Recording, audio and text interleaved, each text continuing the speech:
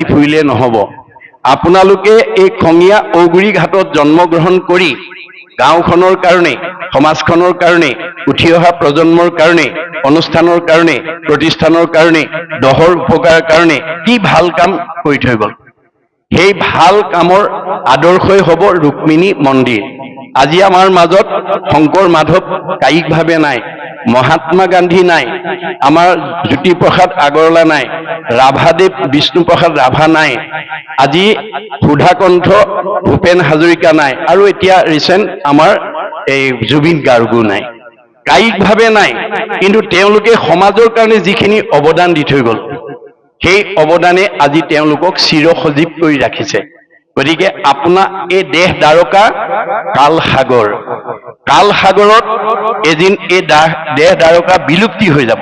কিন্তু আপুনি এই গাঁওখনত জন্মগ্ৰহণ কৰি গাঁওখনৰ কাৰণে, সমাজখনৰ কাৰণে, উঠি অহা প্ৰজন্মৰ কাৰণে, অনুষ্ঠান প্ৰতিষ্ঠাৰ কাৰণে যি ভাল আদৰ্শ এৰি থৈ গ'ল, সেই আদৰ্শই আপোনাক চিৰসজীৱ কৰি ৰাখিব, এভাৰ গ্ৰীণ। মনত ৰাখিব কথাটো। গতিকে আমাৰ উদ্যোক্তাসকলে যাতে এটা পবিত্ৰ অন্তৰে এই পবিত্ৰ অনুষ্ঠান পাতি যাব পাৰে, তাৰ কাৰণে যত্নপৰ হ'ব, মই এইটো আহ্বান জনালোঁ। দ্বিতীয়তে, আমি এই অনুষ্ঠানটো কিয় অনুষ্ঠিত কৰিব লাগে, আমি ভাগৱত কিয় পঢ়িব বা শুনিব লাগে, এই কথা ভাগৱততে উল্লেখ আছে। আমাৰ ভাগৱতত কৈছে, আক শুনি বন্ধ্যা নাৰী পুত্ৰ হুৱে গুণৱন্ত, দুৰ্জনো সজন হুৱে দুখী ধনৱন্ত।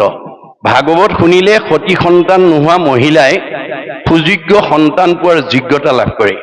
দুষ্ট মানুহ শান্ত হৈ যায় আৰু দুখীয়া মানুহ ধনী হৈ যায়। সেইকাৰণে গুৰুজনে আহ্বান জনাইছে, কোনো সংঘ অনাসংঘ বামুণীয়া কীৰ্তনীয়া সত্ৰ সমাজক উদ্দেশ্যি নহয়, জীৱশ্ৰেষ্ঠ মানুহক উদ্দেশ্যি তেওঁ আহ্বান জনাইছে। কিন্তু আগে প্ৰথমত মহাশাস্ত্ৰ ভাগৱত শুনিব মহাযত্ন কৰি, বিশেষণ লগাইছে দেই, যে মহাযত্ন কৰি আমি ভাগৱত শুনিবলৈ আহিব লাগে। বোলে লাভ কি হ'ব, বিষয়ৰ দুখ যত সকলে কৰিব হত, হৰি ভকতৰ সংগ ধৰি। আজিৰ দৰে ভকতৰ সংগত বহি যদি আমি ভাগৱত শুনিব পাৰোঁ, আমাৰ পাৰিবাৰিক জীৱন, দাম্পত্য জীৱন, যুগ্ম জীৱন, সাংসাৰিক জীৱন, ব্যক্তিগত জীৱন, সামাজিক জীৱনৰ যিবিলাক দুখ বেদনাই আমাক বিব্ৰত কৰি তোলে, সেইবিলাকৰ পৰা আমি মুক্ত হ'ব পাৰিম। গতিকে ভাগৱত নুশুনা জীৱ মানে সংস্কাৰ হ'ব নোৱাৰে।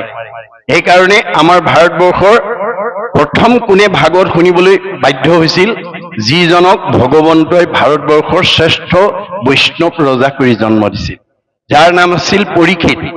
পৰীক্ষিত ভাৰতবৰ্ষৰ শ্ৰেষ্ঠ বৈষ্ণৱ ৰজা হৈও অভিশপ্ত হৈ গ'ল। কিয়?